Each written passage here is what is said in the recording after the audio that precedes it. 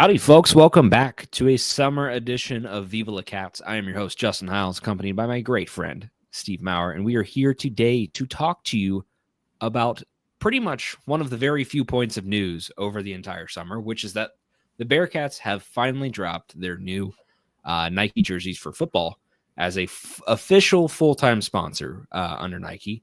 We're very excited to talk about these because, as you all probably know, Steve runs the uniform tracker account for Cincinnati, and I didn't know that. Well, it's news to some people. Maybe. I don't know. Maybe they don't know this, but then they probably are new listeners. So if you are a new listener, thank you for tuning in. Happy to have you here. And if you don't already, make sure to follow us on Spotify, Twitter, wherever you like to get your podcasts from, and check us out everywhere. As well, just quick mention to our friends, the 10-12 Network, always providing great coverage of the Big 12.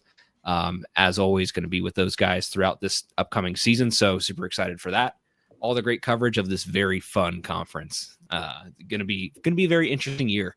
It's anybody's game every single time. So that's what makes it fun. But Steve, we are here to talk about the new uniforms. First impressions, just right off the bat. I want to hear it from you because, you know, I'm biased. So I was a small, very small part of it. But I want to hear it from you. You know, you are carrying the design portion, and you're the one that actually went to DAP. I just kind of just toy around on a computer. So I want to hear from you, my man. You're the one that is in it and knows more about this stuff than I do, and I just have an appreciation for it. So I want to hear from you. Fair enough. I guess I'll start us off. Man, we should have put pictures on here, but we'll put it in post. That's fine. Yeah, I think overall I was a bit shocked at first. Let's just put it that way. I was really curious as to how they were going to approach the new designs and what they were going to take from the old uniforms and how they were going to apply it to the new ones. Overall, I think it looks good. I think it looks really solid. It's a nice update to what we had. I like that they brought back some of the old features, but in a new way. Some of the core things, which we'll get into talking about the different features, but I think the biggest one for me, it's really subtle. It's the fact that they managed to keep the C-paw on the shoulders, kept the striping on the shoulders from the old UA days. However, they took it with just a really clean, really simple approach that doesn't, with the old one having the trophy hall, had the triangles, and that was of course, the iconic mark throughout the UA era for the Bearcats. Just simplifying it, splitting it, putting the paw on the side, really clean, really nice. I like it because it's something I think we've been asking for a while, because especially with the last 2 seasons under Nike, with the uniforms being just very template, very blank, nothing really exciting or special about them other than the fact they were just super clean. I like that it's a personal touch. It's just a little something. It's not too much. It's not too loud. Of course, again, a lot of different schools have different things going for them, but it feels a little bit special in that regard. And then, of course, which the big thing we'll dig into, I want to know what your thoughts are. Mine at first, because everybody saw when New Heights dropped it. I only saw the 6 and the 0 because Jason Kelsey was dropping the jersey for everybody. And at first I was like, no way. They changed the numbers. You can't touch the numbers. It's like the one thing. It is like the core principle from all of these jerseys of times past, basically in the Big East era, all the way up through now. The numbers have been the same font. And so to see that changed, I thought was really, it's subtle, but it's an aggressive move in a different direction, which I like.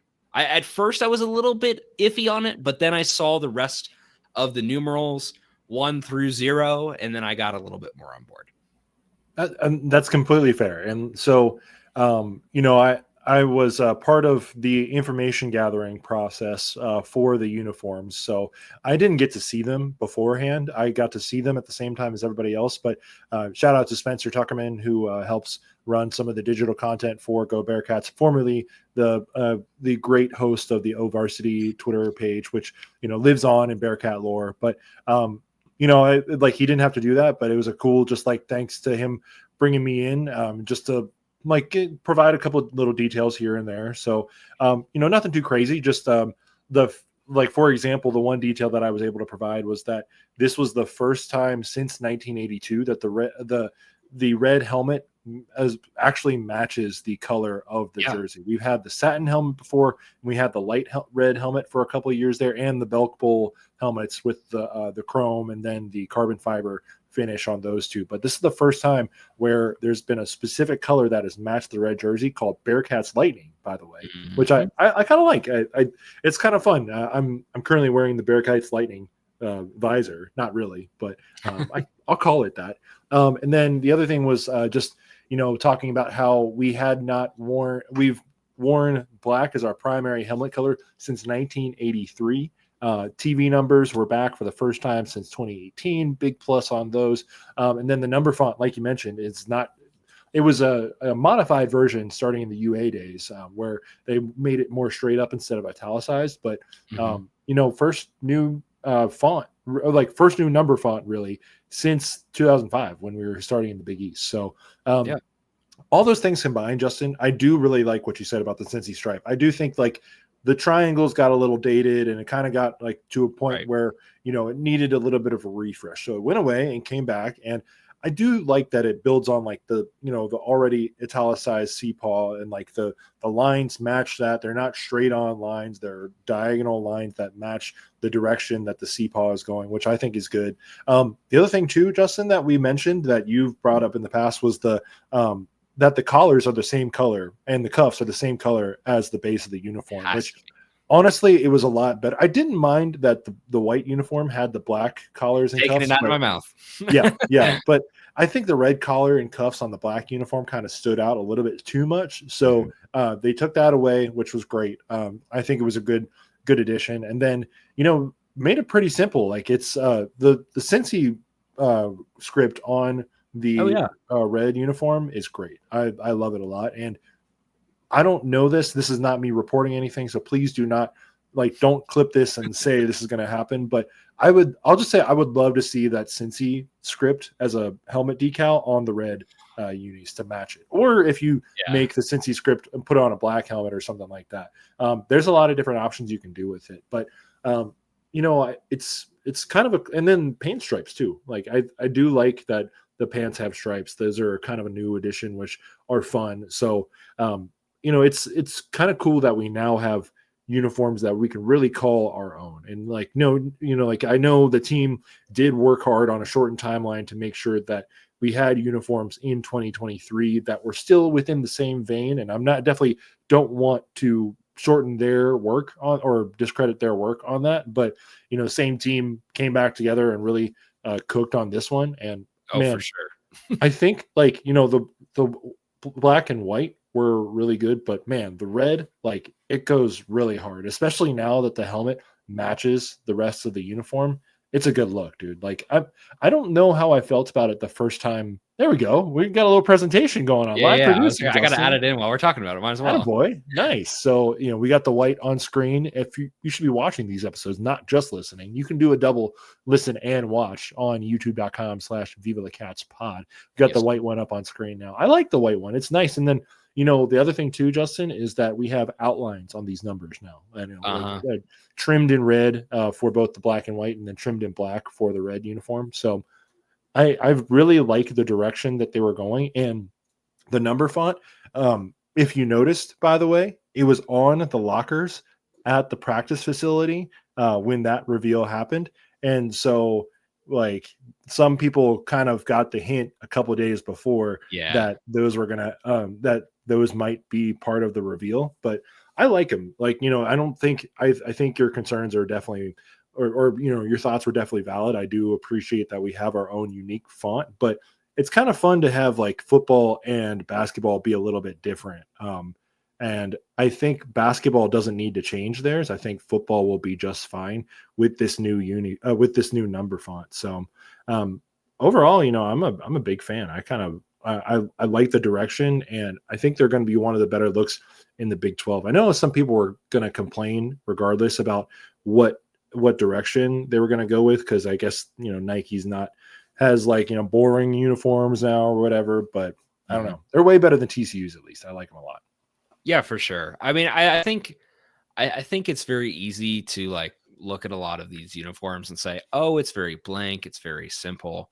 But I think that's kind of the goal for every team too, is like, what is the thing that you can say, this is what you have that nobody else does, and it's simple, straightforward, and it's easy to like remember. And that's I think the thing that kind of makes certain jerseys iconic. It's not, there's of course, you have stuff like, say, like Oregon, when they've got like they had like the wings that got put on the shoulders for a super long time. I think they're still in action on a lot of their uniforms nowadays. Yeah. Even say like Oklahoma State's got sort of the thing going around their collar with the certain like little sort of cowboy details, stuff like that. TCU, when they had, all of those They things, had the Horned Frog, the Horned Frog, sort of Black Panther kind of look, which is cool. I think all of those things are cool and exciting and fun, and they're really unique. But I think if you can get a super simple, really straightforward look and you can communicate it well, that's always the goal. And I think those kind of things become timeless, and the longer that you can associate yourself with those, the better. And I think that's also a thing too, talking from a big branding perspective. Just looking at it from a design perspective, your goal is to communicate as much as possible while doing as little as possible. How do you get the most amount of information across? How do you get the most amount of wow and excitement across while being as palatable and understandable as it gets? How do you do all of that in a really simple package? And I think that's what this did. I think for longtime fans, the numbers are a really big thing that jumps out at you. And that's what I think it's really exciting. I think, especially in this photo of Sorsby here, where you just get to see these, like, I mean, these look freaking hot, man. They just look awesome. Like, they look so good.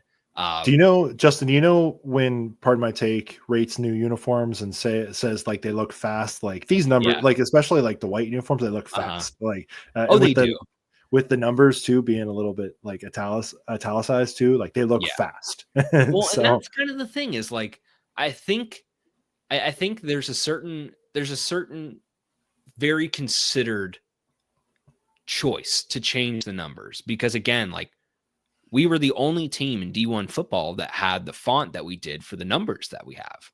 And so when you change something like that, that's been a staple for literally 20 years, like almost 20 years to the dot, because of the Big East switchover and all the new graphic update and all the new visual updates. When you change that, like, it's going to surprise some people. And I think when they did that, it was a very considered thing, but especially the borders around the numbers, I think, is just huge. Having the red border around the black number, I think, is just like it's a loud, like, again, on a really clean palette, it's a loud thing that says, hey, we're here. And on top of that, here's a little taste of the past too, because this is a thing that's been a staple in football for a long time throughout the 80s, 90s, basketball, through the 90s, when we had those bright borders. Of course, basketball brought it back with the new Jordan update. So that was really cool to see. And it's nice now to see that translated over here to football. But a big thing I want to say just on this photo here, if you just pay attention really close to just the stripe on the pants, this is the thing that I love about this palette, and I love about how simple and clean this is. That fat white border, that fat white stripe with just the red pinstripe next to it. It feels like an old fashioned, like a retro, like white wall sort of vehicle. It's awesome. Like, it's a super cool way to use the palette. And it's really good, like, just distribution of very simple, very core colors. The first thing that my mind came to, which some people love, some people hate, is when Atlanta redid their uniforms a few years ago for the Falcons. But again, this is like still its own thing. I think the sort of like NASCAR style numbers really like makes it loud and exciting, which is fun. But again, like, these stripes, man, just look so good, and they pop, and that really, really fat white stripe just pops again, like a white wall tire. And I think that's the kind of thing that, like, you want to capture somebody's attention. You want to capture that sort of visual. And so I just think they did a really good job with these, man. Like I'm super excited. I was really impressed once you saw the whole package of all the jerseys together. But especially, man, like this here, like that, it really just doesn't get better than that. Like we've been asking for this for such a long time. And so to finally see the Cincy script on there, fully embroidered, it's just, it gets all the gears going, man. It's clean, man. It's clean. I love it. It's so clean. And so the thing that's cool too about the stripe, Justin, like you mentioned, is that so it kind of looks similar to like the CPAW as well, with like the same like sizing exactly. for that. So I don't care that people call it Chick-fil-A. It's not Chick-fil-A. It's our own thing, and I love that we're digging deeper into it, because it's it is a pretty iconic like brand marking. And I know our buddy Scott from Bosco's Boys has a complaint that there are too many CPAWs on this and that there's no secondary uniform. And Scott, no offense, but there's 2 logos on Kansas State's uniforms, and you guys have not had a uniform change since like Bill Snyder's first year. So like, I don't really want to hear any criticism from the Bosco's Boys. We can clip that, Justin. Yeah. Like, I mean, hey, not everybody has an iconic like brand logo like Cincinnati does, and that's okay. That's true. Not everybody does. I mean, it's Houston, Baylor, TCU, just letters. Just letters. And some of them, you're not very special. You don't have very special letters. As a last wrap point on this, I think overall, if we were just throw a grade out there, I'd say a solid A-, B+, A-. I think there are some things that could have been, just some small tweaks or some other things that could have been really exciting. Like even like you said, the fact that we have Cincy on the jersey is just great.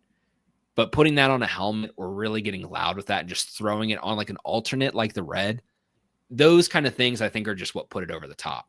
I will say this much. We've mentioned this before. I am very glad that they did not decide to do a stripe on the helmet. I was really concerned that they might. I think it looks so clean when you don't do that. However, the cool thing about all this, and my last point on this entire package, is those stripes really remind me of the retro uniforms that we did in 2019. 2018, 2019? I forget which season was the first. 2018. 2019. I was only that one season. Yeah, 2019. When we did those, like, those were sweet. They were clean and they were hot, but they were like just a nice little throwback. This feels like if you took that jersey and put all of the modern details for Cincinnati on it, which I love. Like, it's clean, it gets your attention, it's bright. I'm excited to see that Bearcats Lightning in person, man. I think it's going to pop on the field. I think it'll look really good. Well, the other thing too, Justin, is that it's not just going to be these 3 looks. Like, they're going to change things around. Like, they'll wear like, the red pants with like this look, or there's a lot of different combinations, and that's where we get into the fun stuff. So I'm looking forward to it, man. It'll be fun to watch them on the field, and it'll be fun to watch them actually in the players' uniforms. I think that was the other thing too that people didn't like, was that Jason was just holding it up. And if you remember when the Bengals unveiled their most recent uniform and like it leaked, where it was just on a hanger and it didn't look very good, but it looked a lot better on the players. I think it was the same effect, honestly. Like Jason held it up, and no offense to him, like wasn't anything he did. It just didn't look. It looked different, when you were holding it up compared to like the actual, like the pictures and video. Not on a properly color corrected image or screen or anything. It's just like, I just pulled this out of the bag. Yeah. That gave me the same vibes as that Bengals uniform review. It really did. Dude, honestly, I kind of forgot about that. Like, the Cincinnati, it's like the classic like iceberg like meme where it's like shows the depths of like lore of a place. Like the Cincinnati lore, like that's somewhere real deep in that iceberg underneath the water. That like Bengals jersey on a hanger. Right before the Unis drop, man. Like, it was just a shitty way to see it for the first time. But everybody was excited because it was different. It was cool. And again, like that, these did a very good job of being very modern and fresh, and keeping a lot of the details that everybody wanted, but changing it up. So kudos to you. Great job. Bearcats staff there for getting that across. I'm sure our friend Tyler probably had some hands in that too. So if you did, cool stuff, man. Steve, next up on the docket. Again, it's a short docket today because it is the summer and there's not a ton of things to go through, but unis were the big one.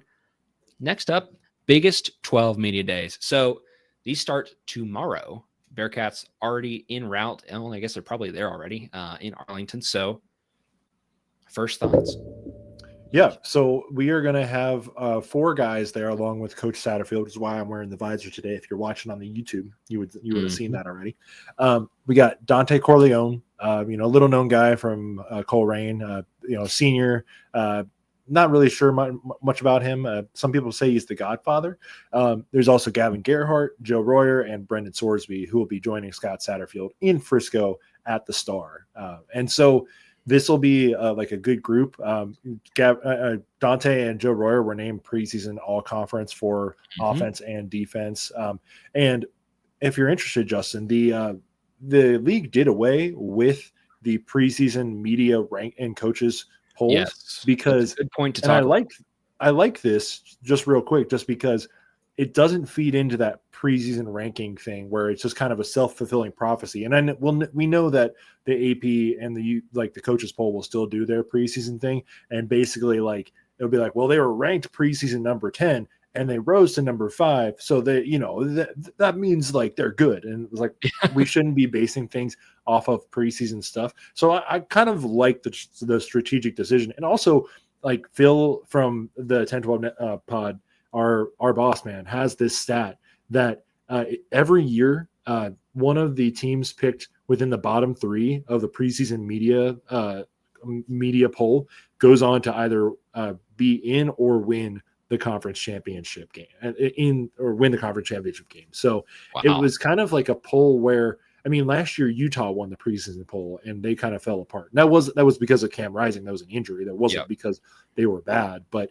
and then Arizona State was picked to finish last and they won the whole league. And that may have arguably hurt. And my conventional wisdom says it would help them if they, started this low and then went higher. That tells me maybe they're a lot better, but media members aren't that smart. Let's be honest. So not the Big 12 ones, not the ones that are covering the Bearcats beat.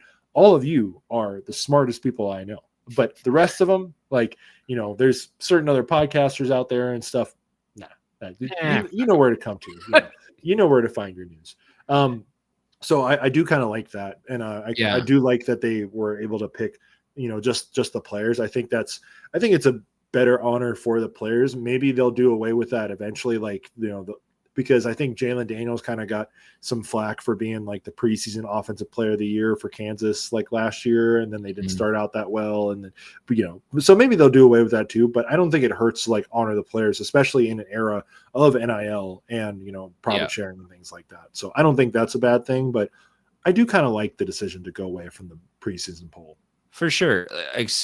Pardon me if I just missed this when you mentioned it. Did you mention the Big 10 too?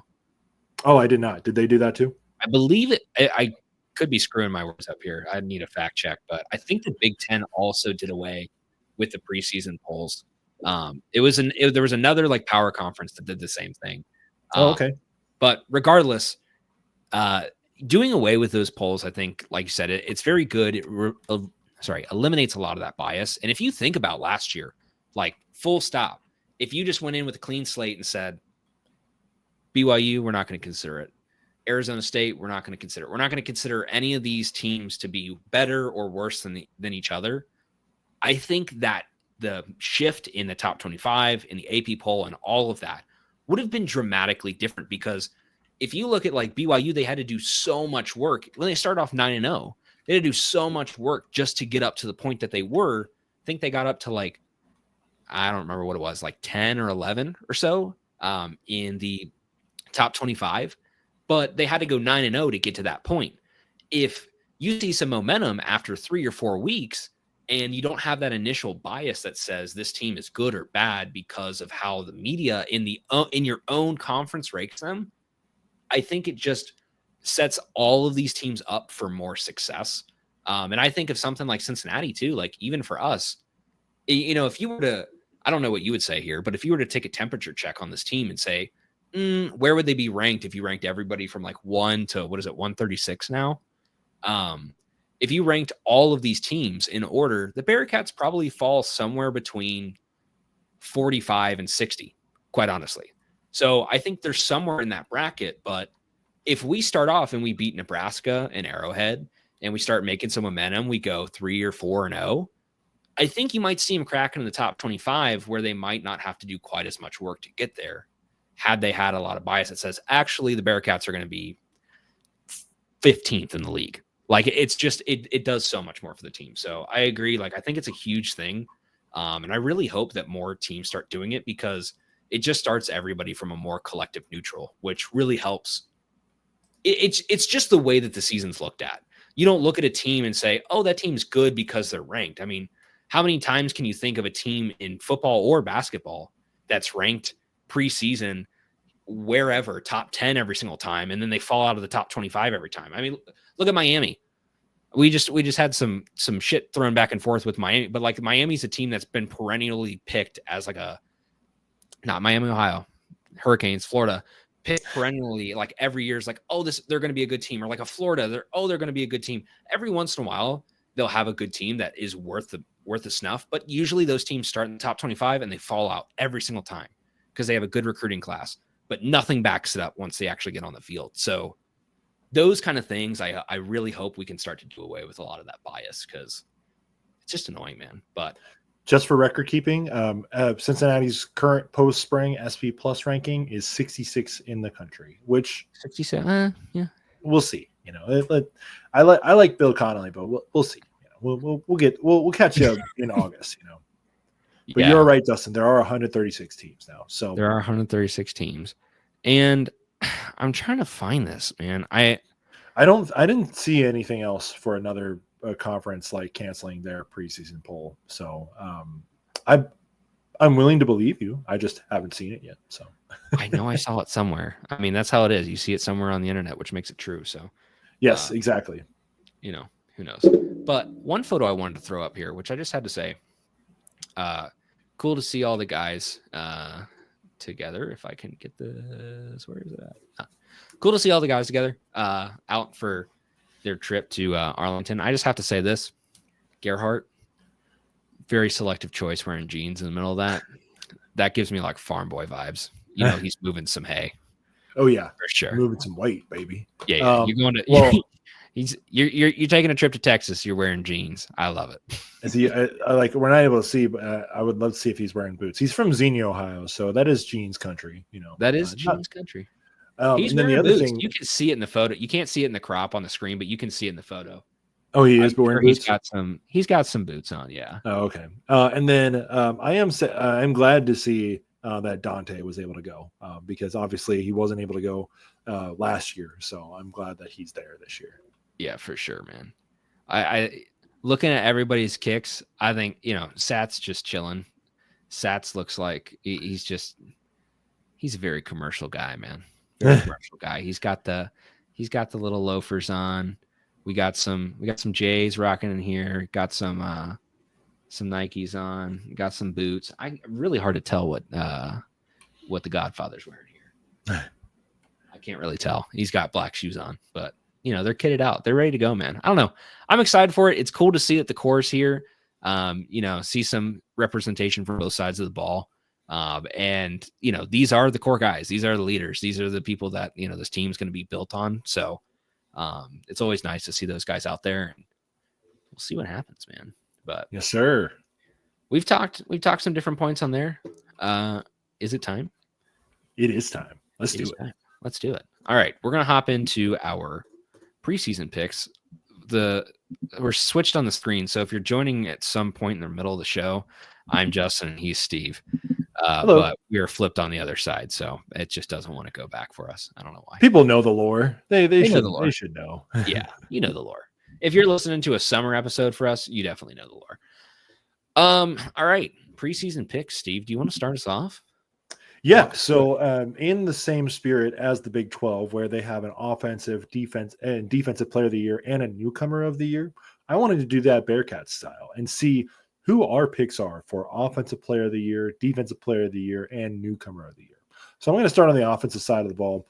My pick for Offensive Player of the Year, Justin, it's going to be Evan Pryor. I really think that he can have a breakout year this year. And he's like, we saw it last year. He's just got the pop ability to just go out there and hit a home run, hit a 60-yard touchdown, just rip one off. And with Tawi Walker complimenting him in the backfield, a new addition from some school named Wisconsin. I don't really know much about them or their head coach, but interesting. So, but it will be nice to have that thunder and lightning pace again, and see if Evan Pryor can really bust off some runs. And if he can, that really opens up some of that passing game. You have to respect that threat. He can get out in the passing game as well. I would really love to see Evan Pryor just have an awesome year. So that is my preseason pick for Offensive Player of the Year.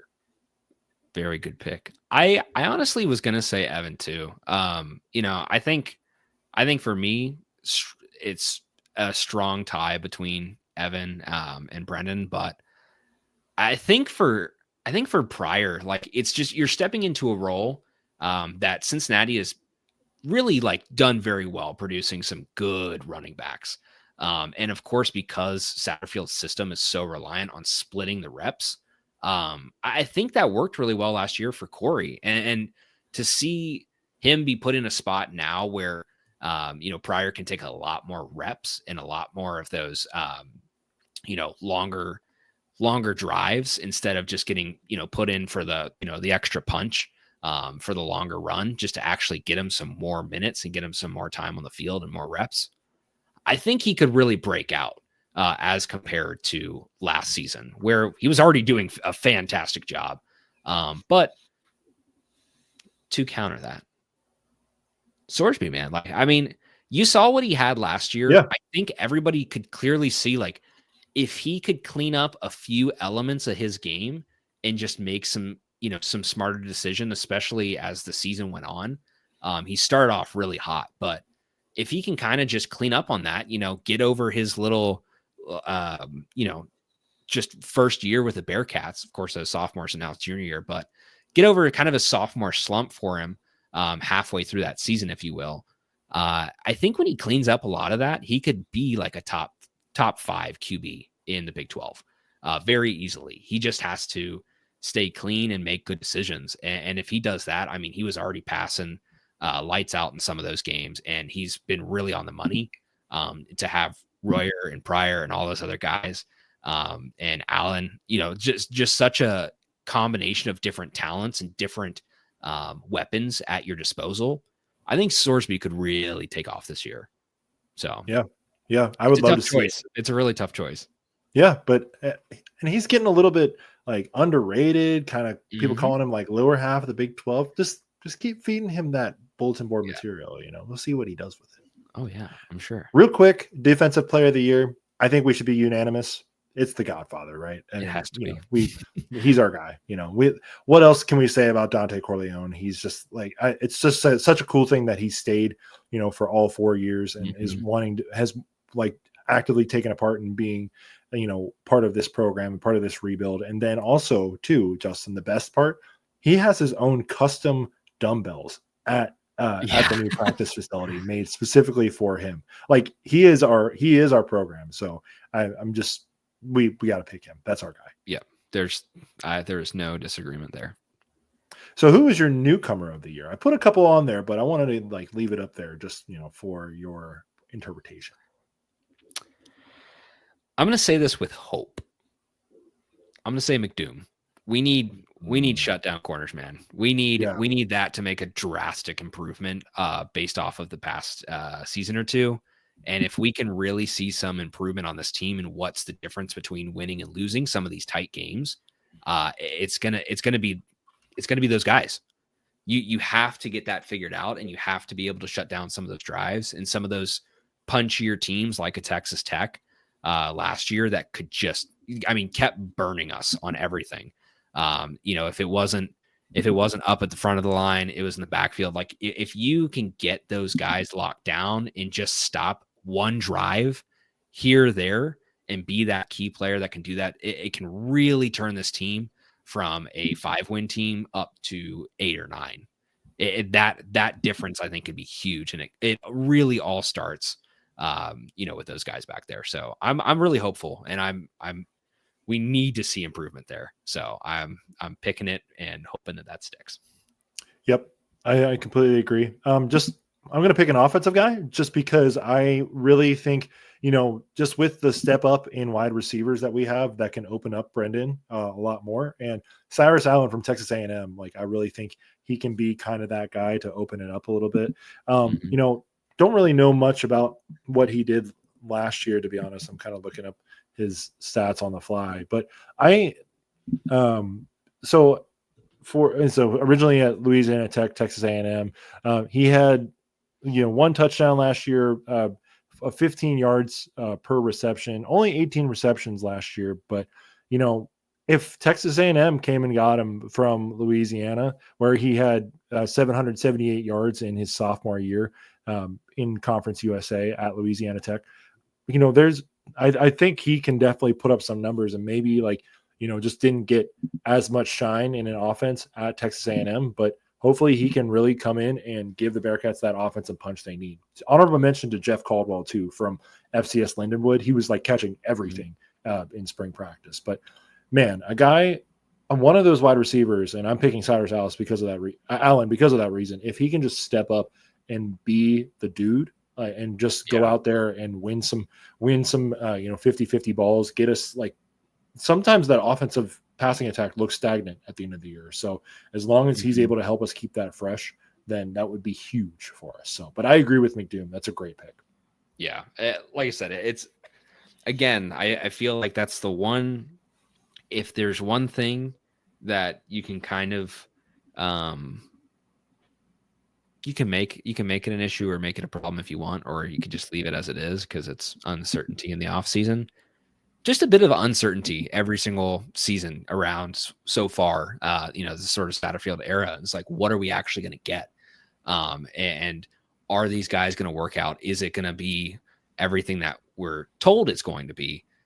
So we're just really hopeful that, of course, they've built the roster out to support all of, to build the supporting cast of these stars that they have in Sorsby, Pryor, Royer, Corleone, all these guys.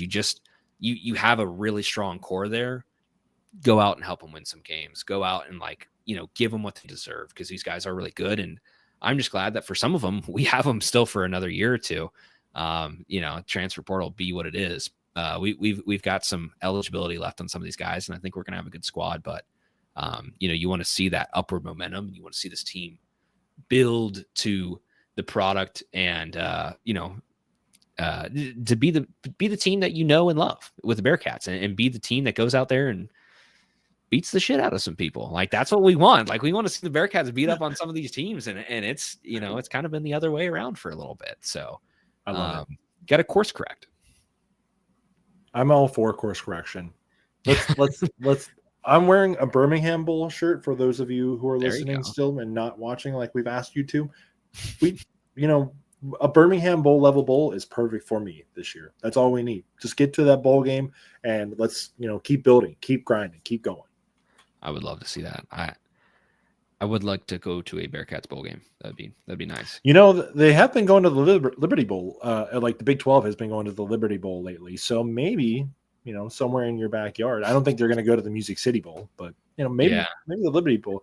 Did you know? I don't know if they technically can, because I think the Music City Bowl is a Big 10. Yes, that's why I'm saying it. They can't go to that. So, is it Big 10 ACC? Big 10 SEC. SEC, thank you. Of course. But Nashville, about a 4-ish hour drive from Memphis, Yeah. 8-ish hour drive for your boy, who was officially found a new home in the transfer portal, and will be back in the 513 area for this upcoming fall season. So it'll be fun. Transferred away for a few seasons and came back. You're like, I'm blanking. Help me. I'll say Jim from The Office. How about that? He went to what was the other one? Not Utica.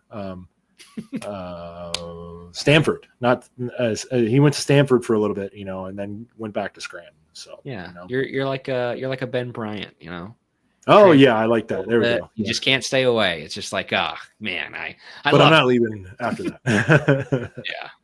yeah. Well, there's more to that. But hey, a early welcome back to Steve. Getting back to Cincinnati. Maybe we'll have some more representation. Who knows? Maybe we'll get Steve-O here some creds, and maybe we'll get some more content from games and up-to-date information. Who knows? We'll see what we My can line's work out. open. Yeah. Well, you heard that. Anybody who's on staffs or anything, a lot of our connections have just eviscerated over the past few years. Everybody that we know and loved in that staff is gone, and they've replaced them with very good people, of course. But we just don't have the connections we used to. We used to be very interconnected. We used to be very interconnected. It was great connections. Maybe we just hit up Dana Beers and just see what we can do. Yeah. Hey, Dana.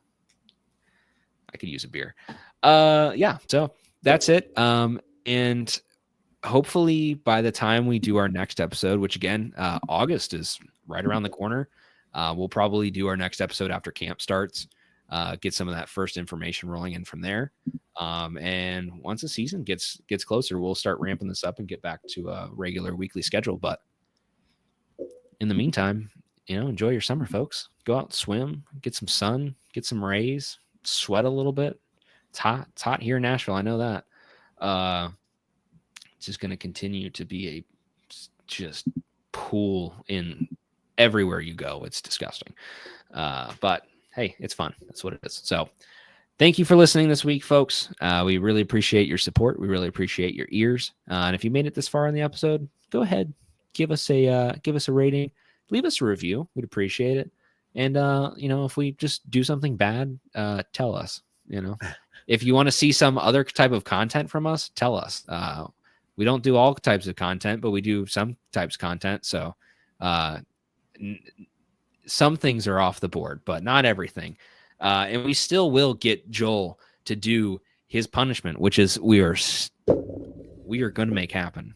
He has been evading it since the end of the basketball season. That he will run his unalives, and he will do it. And now in the middle of the summer, he really doesn't have a choice. He's risking his status on the podcast by really just avoiding it. Yeah, he's like what's St. Bill Snyder, You talk all big about a talk. You gotta live up to it. You gotta show us you mean it. Where's that beefy 5-layer burrito going? Straight up there. Straight up there. All right, Steve. I think we've hit the evening slowdown. So again, thanks for listening. Follow us on Spotify. Follow us on Apple Music. Wherever you listen to your podcasts, we are there. Have fun. Viva La Cats. Bearcats Lightning.